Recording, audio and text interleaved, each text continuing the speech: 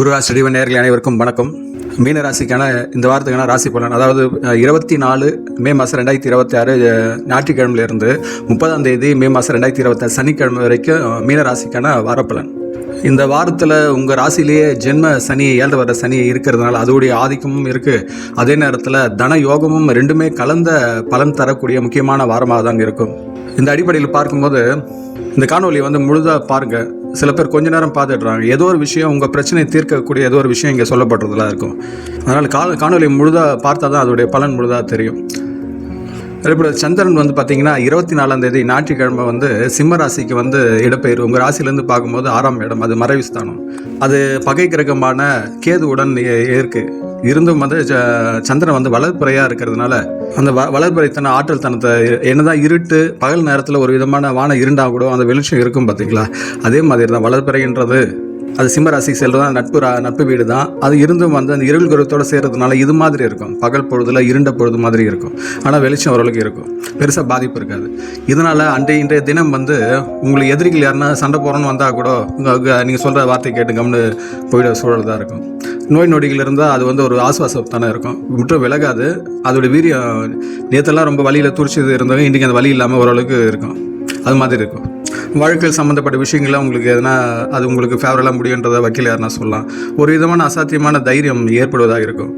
என்ன காரணம் கேட்டால், அந்த ராசியின் அதிபதியான சந்திரன் உங்கள் வீட்டிலேருந்து 3ஆம் வீட்டில் ரிஷபத்தில் இருக்குது. ரிஷபத்தில் இருக்கிறதுனால ரொம்ப ஸ்ட்ராங்காக இருக்குது. கூடவே புதனம் அஸ்தங்கமாக இருக்குது. இன்றைய பொழுது மட்டும், அதாவது 24 மட்டும் புத்தியில் வேலை செய்யாது.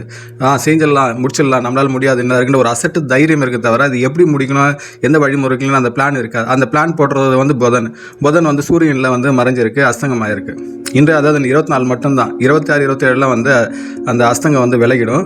புத்தியில் வேலை செய்யும். இன்றைய நாள் ரொம்ப முடிச்சிடலாம், ரொம்ப ஆர்வமாக இருக்கிற அந்த தன்னம்பிக்கை நாளை பொழுது அதை எப்படி முடிக்கலான்றத கற்பனையில் நீங்கள் யோசிக்க ஆரம்பிப்பீங்க. அதனால் ஞாயிற்றுக்கிழமை இன்றைய பொழுதில் இப்படி ஒரு சூழல் இருக்கும். அதுக்கு அடுத்து பார்த்தீங்கன்னா திங்கட்கிழமை, செவ்வாய்க்கிழமை, புதன்கிழமை 3 நாள், அதாவது 25, 26, 27 இந்த 3 நாட்கள் பார்த்தீங்கன்னா சந்திரன் உங்கள் ராசியிலேருந்து 7ஆம் இடத்துக்கு இடப்பெயர்வு ஏற்படுகிறது. அதாவது ஜோதிடத்தில் கலஸ்தர ஸ்தானம் என்று சொல்லுவாங்க. அந்த கலஸ்தர ஸ்தானத்தின் அதிபதி இந்த மிதுன ராசியில் இருக்குது, குருவுடன் இணைந்திருக்கு. உங்கள் வீட்டிலேருந்து 4ஆம் வீடு. அதனால் வீடு சார்ந்த தொடர்புடைய விஷயங்கள், சொத்துமனை சார்ந்த விஷயம், தொடர்புடைய விஷயங்கள்லாம் கணவன் மனைவியுடைய உறவில் ஒரு விதமான கருத்து வேறுபாடுகளாக இருந்து அது நீங்குவதாக இருக்கும். இருந்தும் காலதாமதம் தடைகள் கொண்டு தான் நகரும். ஒரு விஷயத்தை நீங்கள் சொல்லுவீங்க ஒய்ஃபுக்கிட்ட, அதெல்லாம் இப்போ முடியாது, வேணாம் பார்த்துக்கலான்ற. ஆனால் நீ சொன்ன விஷயம் சரின்னு அவங்களுக்கு தெரியும். ஆனால் அதில் பிரேக் ஆகும். ஆனால் காலைல சொல்கிற விஷயம் ஈவினிங் நீ சொல்கிறது சரிதான், அதை அப்படியே பார்த்துடலாம், முடிச்சிடலான்னு அப்படி இது அப்படியே லவர்ஸ்குள்ளேயும் காதலுடைய உறவுலையும் எதிரொலிக்கும். நட்புக்குள்ளேயும் நீங்கள் ஒரு விஷயம் சொன்னீங்கன்னா அது அவங்க டக்குன்னு அக்செப்ட் பண்ணிக்க மாட்டாங்க. அப்புறமா பின்னாடி அது நடக்கிறதா இருக்கும். எதுனா இந்த 3 நாட்களில் திங்கள், செவ்வாய், புதனில். ஏன்னா சனியும் 7ஆம் பார்வையாக கன்னியை பார்க்குது, சந்திரனையும் பார்க்குது. சந்திரனை அதே சனி 7ஆம் பார்வை பார்க்கறதுனால இப்படி ஆரம்ப கட்ட காலதம்பம் உண்டாக்கி இறுதியில் வெற்றி கொடுப்பதாக இருக்கும். 2வது ராசி நாதனும் உங்கள் வீட்டிலேருந்து 3ஆம் வீட்டில் ரிஷபத்தில் இருக்கிறதுனால இந்த 3 நாட்களில் உங்களுடைய திறமை, சிந்தனைலாம் பளிச்சுனது வெளிப்படும். ஆளுமை கொண்டு தான் தைரியமாக ஒரு விஷயத்தை எக்ஸ்பிரஸ் பண்ணுவீங்க. ப்ரெசன்டேஷன் ஐடி துறை சார்ந்தவங்களுக்குலாம் இந்த விஷயத்த இருக்கும்போது ப்ரெசன்டேஷன்லாம் சூப்பராக நல்லா எக்ஸ்பெக்ட் பண்ணுவோம். ஆனால் அந்த நேரத்தில் அக்செப்ட் பண்ணிக்க மாட்டேன். அப்புறம் டிஸ்கஸ் பண்ணி அவர் சொன்னது கரெக்டாக தான்றதை அக்ரி பண்ணுவாங்க. இப்படி தான் கடின உழைப்புக்கு, கடினமான உங்களுடைய முயற்சி செயல்பாட்டு பிறகு தான் உங்கள் வெற்றி கிடைப்பதாக இருக்கும். இந்த அடிப்படையில் வியாபாரம் சார்ந்தவங்களுக்கு புதிய ஒரு பார்ட்னர்ஷிப்பு இதெல்லாம் வரும். சுபகாரிய பேச்சுக்கள்லாம் உங்கள் தலைமையில் நடக்கும். இப்படி இருக்கும்போது இதுக்கு அடுத்து பார்த்தீங்கன்னா 28, 29 அதாவது வியாழக்கிழமை, வெள்ளிக்கிழமை பார்த்தீங்கன்னா சந்திரன் உங்கள் ராசியிலிருந்து 8ஆம் இடத்துக்கு இடப்பெயர்வு ஏற்படுகிறது. அன்றைய பொழுது பார்த்தீங்கன்னா சந்திரன் 8ல் போனிச்சுன்னா அது அஸ்தங்கன்னு சொல்லுவாங்க. அதனால் அன்றைய பொழுது சந்திரன் சந்திராஷ்டமாக மறைவு ஏற்படுகிறது. இருந்தும் குரு பார்வை உங்கள் ராசி அதாவது அந்த சந்திரன் இருக்க இடத்து அதிபதி குருவுடன் சேர்ந்து துளார அந்த சந்திரன் மறைவை பார்க்கறதுனால இதே போல தான் இருட்டில் அது மறைஞ்சிருந்தாலும் அங்கே ஏதோ ஒரு டியூப்லைட் வெளிச்சம் போட்டு நீங்கள் உட்காந்துட்டு இருக்க மாதிரி தான். அது முழுதான மறைவாக சந்திராஷ்டமாக எடுத்துக்கொள்ளும். மனக்குழப்பமாக இருக்கும். ஆனால் உங்களுக்கு யாருன்னா ஒரு விதமான ஆலோசனை சொல்லிட்டு போவாங்க. இந்த 2 நாளுடைய இது அப்படி தான் உங்களுக்கு எஃபெக்ட் ஆகும். இருந்தும் உங்களுடைய சொந்த முயற்சியில் எதையும் நீங்கள் செயல்படுத்தாதீங்க. உங்களுக்கு ஒரு சந்தேகமாக இருந்ததுன்னா அது மற்றவங்கிட்ட கேட்டு முடிவு பண்ணுங்கள். அது கேட்டு உங்களுக்கு ஓகேவா, இது சரி நடக்கும்னு நினச்சின்னா செயல்படுத்துங்க. இல்லைனா அந்த 2 நாள் அப்படியே விட்டுருங்க. எந்த ஒரு முடிவு எடுக்க வேண்டாம். சின்ன ஒரு மனக்குழப்பம், தடுமாட்டம் இருக்கும். பெரிதளவு பாதிக்கப்படாது. என்ன காரணம் கேட்டால், குரு பார்வை இருக்கிறதுனால பெரிதாக பாதிக்க இருக்காது. 2வது செவ்வாயுடைய 7ஆம் பார்வை இருக்கிறதுனால எதனா முடிச்சிடலான்னு ஒரு துருப்போட ஒரு குழப்பம் இருக்கும். என்னடா பண்ணலாமா வேணாமான்ற ஒரு தவிப்பு இருக்கும். ஆனால் ஆற்றல் வேகம் எல்லாமே கலந்துருக்கும்.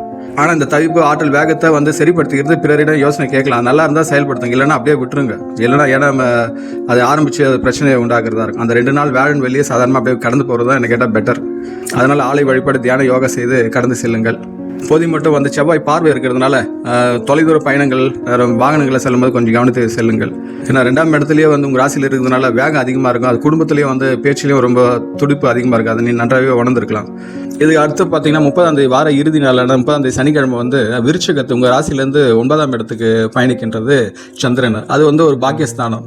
அந்த சந்திராஷ்டிரமம் முடிந்ததுனால இது 2 நாள் இருந்த அந்த மன உளைச்சல் கொடுத்த அந்த லொழுத்தனம் வந்து அதெல்லாம் போய் ஒரு புத்துணர்ச்சி உங்களுக்கு கிடைக்கிறதா இருக்கும். தந்தை வழி சார்ந்த உறவுகள்லாம் உங்களுக்கு ஒரு ஆதரவாக இருக்கும். செவ்வாயுடைய 8ஆம் பார்வை இருக்கிறதுனால ஆயுளையும் ஒரு விதமான பலம் சேர்ப்பதாக இருக்கும். ஆயுள், இன்சூரன்ஸு, வண்டி சார்ந்து வாங்குறது போன்ற இதெல்லாம் வந்து உங்களுக்கு சிறப்புடையதாக இருக்கும். இருந்தும் இந்த ஜென்மராசி நடக்கிறதுன்றதை கவனத்தில் எடுத்துக்கொள்ளுங்கள். உங்கள் தொழில் சாணத்தை அது 10ஆம் பார்வையாக பார்க்கறதுனால உடல் ரீதியாக தொழில் வேலை செய்யும் போது தான் எல்லா பிரச்சனையும் வந்து ஒன்று சேர்ந்து கும்மி அடிக்கும். நீங்கள் வேலை செய்யும் போது தான் குடும்ப சார்ந்த பிரச்சனை வரும். நீங்கள் வேலை செய்கிற இடத்துல இது ஏன்னா இந்த 10ஆம் இடத்துல சனி வந்து ஜென்ம சனி இருந்து அது 10ஆம் இடத்துல உங்கள் ராசியில் இருக்கிறத என்ன சொல்லுவாங்கன்னா நிஷ்பலம் என்று சொல்லுவாங்க. அதாவது டிராஃபிக் சிக்னல் இல்லாத ரோடு மாதிரி யார் வேணால் போகலாம் வரான்ட்டு நீங்கள் பறந்து போகும்போது எவனது ராவுகள் எதனா வந்து இடிச்சுட்டு போவாங்க. அது மாதிரி இதை உடல் ரீதியான மன ரீதியான பாதிப்பை கொடுக்கும். அது நிஷ்பலம் ஆகிறதுனால. அதே 7ஆம் இடத்துல இருக்கும்போது அது மேற்கு திக்கில் இருக்கிறதுனால திக்பலம் கொண்டு இருக்கும். அதனால கோச்சார அடிப்படையில் பார்த்தா உங்கள் ராசி வந்து உடலும் மனதும் பார்த்தா ஒரு விதம் பலம் இழந்து தான் இருக்கும். முடிவுகளை வந்து எடுக்க முடியாது. அது உங்கள் ஆயுளையும் உங்கள் மனதையும் ஒரு எல்லாத்தையும் திண்டாட்டுறதா இருக்கும். இதில் வந்து அந்த 28, 29 சந்திரன் வர மறையிறதுனால மனம் சார்ந்த குழப்பம் இன்னும் கொஞ்சம் அதிகமாக இருக்கும். இந்த எஃபெக்ட் தான் நீங்கள் அதை புரிந்து கொள்ள வேண்டும். அதனால் வந்து 24, 25, 26, 27 4 தேதி ஓரளவுக்கு ஓகே. 28, 29 எந்த இது பண்ணிக்க வேண்டாம். 29, 30ஆம் தேதி ஓரளவுக்கு கொஞ்சம் ரிலீவ் கிடைச்ச மாதிரி இருக்கும். 2ஆம் இடத்துல 3ஆம் இடத்துலையும் இதுவும் இருக்குது. 2ஆம் இடத்துல ஆட்சியில் இருக்குது செவ்வாய். 3ஆம் இடத்துல சூரியன் இருக்கிறனால உங்கள் வேகம், தைரியம் எல்லாமே பிரமாதமாக இருக்கும்.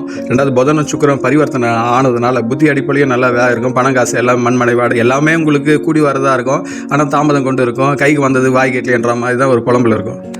இது 24 மட்டும் இந்த தேதி ஞாயிற்றுக்கிழமை மட்டும் பார்த்தீங்கன்னா சந்திரன் கேதுக்குள்ளேயே அடங்கி இருக்கிறதுனால ராகு தோஷத்துக்குள்ளே தான் எல்லா கிரகங்களும் அடிப்பட்டதுனால ஒரு கால சர்ப்ப தோஷம் தான் இருக்குது. ராகு வந்தத்தில் 12 இருக்காங்க. திடீர் செலவு, திடீர் அதிர்ஷ்டம் இதெல்லாம் கலந்தாக ஏற்படும். செலவுகள் கொஞ்சம் அதிகமாக இருக்கும் விரயத்தில். அதனால் இந்த தொலைத்தொடர்பான விஷயங்கள் இதெல்லாம் ரொம்ப ஐடி செக்டரில் இருக்கவங்களுக்கு வெளிநாட்டு தொடர்புடைய விஷயங்கள்லாம் பார்த்தா ஒரு செலவு தான் இருக்கும். முக்கியமாக 7 வருட சனியில் ஜென்ம சனியாக இருக்கிறதுனால உடல் ஆரோக்கியத்தில் தான் நீங்கள் ரொம்ப முக்கியம் கவனம் எடுத்துக்கொண்டும். அந்த உடல் ஆரோக்கியம் போயிடுச்சுன்னா மன அழுத்தமும் உண்டாக்கும். அதனால் எந்த ஒரு விஷயம் முயற்சி பண்ணுறதா ஒரு முறைக்கு 2 முறை யோசித்து முடிவு எடுக்கிறது உங்களுக்கு உங்கள் ராசிக்கு ரொம்ப நல்லது. அதுவும் 7 வருட சனினால் இதெல்லாம் நீங்கள் ஃபாலோ பண்ணி தான் ஆக வேண்டும். ஏன்னா உங்கள் நட்பு வீட்டில் தான் இருக்குது. பெரிதாக பாதிப்பு இருக்கா இருந்தாலும் சனியுடைய காரகத்துவம்னு ஒன்று இருக்குதுல்ல, அதோடைய வேலைன்னு ஒன்று இருக்குதுல்ல, அது அப்பட்டமாக அது வெளிப்படுத்த தான் செய்யும். அது இந்த செய்யும்போது இந்த கஷ்டத்தில் உங்களை வாழ்க்கையின் யதார்த்தத்தை உங்களுக்கு ஒரு கொடுத்து ஒரு விதமான முதிர்ச்சி தேர்ந்த மனிதராக தான் அது சனி வந்து மாற்றும். அதனால் உடலில் ஒரு விதமாக சோம்பல் ஏற்படும், மன ரீதியான ஒரு சோம்பல். இதெல்லாம் நீங்கள் இது பண்ணிவிட்டு உழைக்கிறதுக்கு நீங்கள் தயாராக இருங்க. கடுமையான உழைப்புக்கு பின்னு தான் வந்து சனி வந்து உங்களுக்கு வெற்றியை கொடுப்பதாக இருக்கும். 7 வருட சனி போகும்போது அதுக்கான லாபம், வெற்றி எல்லாமே நீங்கள் வந்து பெறதாக இருப்பீர்கள். இந்த 3, 4ஆம் வீட்டு அதிபதிகளாம் பரிவர்த்தனை வாங்க இருக்கிறதுனால அந்த ஏஜென்சி, எழுத்துத்துறை சார்ந்தவங்க, அந்த மீடியாத்துறை, ரியல் எஸ்டேட்டு, ஆட்டோமொபைல் உள்ளவங்களும் ஒரு நல்ல லாபகரமாக தான் இருக்கும். குருவுடைய பார்வை பலன் இருக்குது. 5ஆம் இடத்துல 4ஆம் இடத்துல இருக்க குரு பவன் 5, 7, 9ஆம் இடத்த பார்க்கறதுனால அதுடைய பார்வையில் உங்கள் 8ஆம் இடத்தை பார்க்குது, 10ஆம் இடத்தை பார்க்குது, 12ஆம் இடத்தை பார்க்கறதுனால ஆயில் ஸ்டாண்டமாலே குரு இருந்தால் என்ன தான் உங்களை போட்டு அவ்வளோ தூரம் சனி போட்டு உலுக்கி எடுத்தாலும் உங்களுக்கு ஆயில் பெருசாக பாதிப்பு இருக்காது. ஏன்னா குரு பார்வை இருக்கிறதுனால. ஜூன் 2க்கு அப்புறம் மாறுது. அதனால் ஜூன் 2க்கு அப்புறம் குரு பார்வை வந்து உங்கள் ஆயுள் ஸ்தானத்தில் இருக்காது. அதனால் நீங்கள் ஜூன் 2க்கு அப்புறம் கொஞ்சம் எச்சரிக்கையாக இருக்க வேண்டும். ஆனால் 9ஆம் பார்வையாக பார்த்தா உங்கள் ஜென்ம இது சனியை பார்க்கறதுனால இது அப்படியே டிரான்ஸ்ஃபர் ஆகிடும். அது தோசை திருப்பி போட்ட மாரி நேரடி ஆயுள் ஸ்தானத்தை பார்த்தது இப்போ ராகையும் பார்த்தா இப்போ குரு 9ஆம் பார்வையாக ராகு பார்க்குது உங்கள் 12ஆம் வீட்டை. அப்புறம் பார்த்தீங்கன்னா ஜென்மம் உங்கள் கடக ராசி ஜூன் 2க்கு அப்புறம் கடக ராசிக்கு உச்சமாக வந்து உங்கள் ராசியை பார்க்கறதுனால இப்போ கிடைக்கிற அந்த இதோ ரிலீஃபை விட இப்போ கொஞ்சம் ஜூன் 2க்கு அப்புறம் ஓரளவுக்கு ரிலீஃப் கிடைக்கும். ஏன்னா குரு பார்வை கோடி நன்மை சொல்லுவாங்க. அது சனியுடைய அந்த தடை தாமதத்தை உடனே சரிப்படுத்தும். உடல் ஆரோக்கியமாக கொஞ்சம் மேம்படுவதாக இருக்கும். ஜூன் 2க்கு அப்புறம் மீன ராசியில் ஓரளவு கம்ஃபர்டபுள் ஜோனாக இருப்பார்கள் என்று எதிர்பார்க்கலாம். அதனால் ஆரம்பத்தில் சொன்ன மாதிரி இது வந்து ஒரு விதமான தன யோகமும் தடைகளும் ரெண்டும் கலந்த வாரமாக தான் இருக்கும். அதனால் மீனராசிக்காரர்களுக்கு நட்சத்திர பலன்ட்டு பார்த்தீங்கன்னா பூரட்டாதி 4ஆம் பாதம் மட்டும் இருக்குது. அவங்களுக்கு வந்து ஆன்மீக தெளிவும் பேச்சிலே நிதானம் இருக்கும். உத்திரட்டாதி சனி நட்சத்திரக்காரங்க பார்த்தீங்கன்னா கடினமான உழைப்பு, எதிர்பார்த்த பணவரவு உண்டாகும். புதன் நட்சத்திரமான ரேவதி நட்சத்திரக்காரங்களுக்கு சுப செலவுகள், புதிய முயற்சிகள் வெற்றி அடையும். இந்த வாரத்துக்கு ஒரு ஆன்மீக பரிகாரம்னு பார்த்தீங்கன்னா, அதுக்கு முன்னாடி அதிர்ஷ்ட எண்கள், இந்த வாரத்துக்கான அதிர்ஷ்ட எண்கள் பார்த்தீங்கன்னா 3, 9, 2. வார அதிர்ஷ்ட திசை வந்து வடக்கு, தெற்கு, கிழக்கு. வார அதிர்ஷ்ட நிறம் பார்த்தீங்கன்னா மஞ்சள், சிவப்பு, வெளிர் சிவப்பு. ஆன்மீக பரிகாரம் எடுத்திங்கன்னா, ஜென்ம சனியுடைய அந்த இது வந்து தாக்கம், அந்த சோறு குறைக்கிறது பார்த்தீங்கன்னா, சனிக்கிழமை தான் ஆஞ்சநேயருக்கு வந்து துளசி மாலை சாட்டி இது பண்ணலாம், வெண்டைக்காப்பு இதெல்லாம் இது பண்ணி வழிபடலாம். 28, 20, 29 வந்து சந்திராஷ்டமம் இருக்கிறதுனால சிவபெருமானுக்கு பால் அபிஷேகம் செய்யலாம், வில்வ மாலை சாத்தி வணங்கலாம். இந்த 2ஆம் தேதி அந்த 2ஆம் இடத்துல பார்த்தா உங்கள் வீட்டில் இந்த 2ஆம் இடத்துல செவ்வாய் வந்து ஆட்சியிலேருந்து ரொம்ப உஷ்ணமாக இருக்குது. அதனால் உங்கள் பேச்சிலே பார்த்தீங்கன்னா ரொம்ப ஒரு ஹாட்டாக தான் பேசுவீங்க. அதனால் செவ்வாய்க்கிழமை வந்து முருகப்பெருமானை நெய் தீபம் ஏற்றி வணங்குவது அந்த சாந்தத்தை கொடுக்கும், ஆற்றலை ஓரளவுக்கு மட்டுப்படுத்தி நிதானத்தை கொடுக்கும். அதனால் மீன ராசிக்காரர்கள் இந்த வாரம் தங்கள் வாழ்வில் அனைத்து வளங்களும் பெற்று சிறப்புடன் வாழ எல்லாம் உள்ள அந்த இறைசக்தி நான் பிரார்த்திக்கின்றேன். இக்காணொலியை வந்து உங்கள் நட்பு வட்டத்தில், உங்கள் ராசி கொண்ட நட்பு வட்டத்தில், உறவு வட்டத்தில் பகிர்ந்து கொள்ளுங்கள். நம் சேனலுக்கு இது வரைக்கும் சப்ஸ்கிரைப் செய்யணும்னா சப்ஸ்கிரைப் செய்து கொள்ளுங்கள். தாங்களும் தங்கள் அன்பு குடும்பமும் வாழ்க வளமுடன்.